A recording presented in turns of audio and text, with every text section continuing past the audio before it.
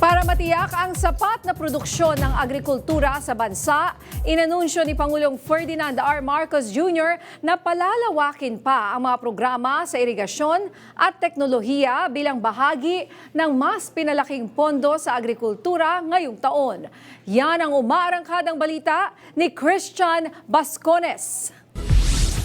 Naniniwala po kami, isa ang irigasyon sa pundasyon ng mas masaganang ani at mas matatag na ekonomiya.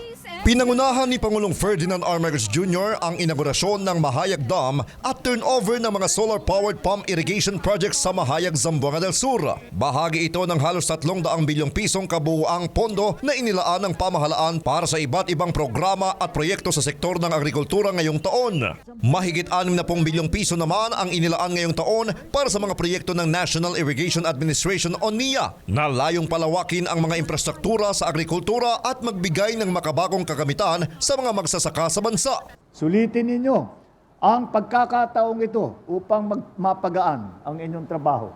Gamitin ninyo ang mga bagong makinarya, teknolohiya at kaalaman upang mapataas ang inyong kita at mabigyan ng mas magandang kinabukasan ang inyong sarili at ang inyong pamilya. Kabilang sa mga popondohan ang pagpapatayo at rehabilitasyon ng farm-to-market roads. Gayon din ang mga small-scale irrigation projects sa iba't ibang lalawigan. Binigyang prioridad ang mga rehiyong mataas ang produksyon ng palay at high-value crops, lalo na sa mga lugar kung saan marami ang mga magsasaka.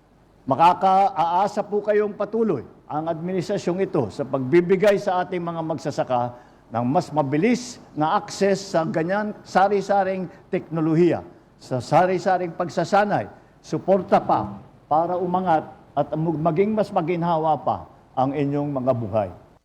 Tiniyak naman ng Pangulo na magpapatuloy ang mga programa ng pamahalaan upang mapatatag ang food security, mapangalagaan ang kabuhayan ng mga magsasaka at mapataas ang kanilang ani at kita. Ako si Christian Bascones ng PRTV News, nagseserbisyo para sa Pilipino.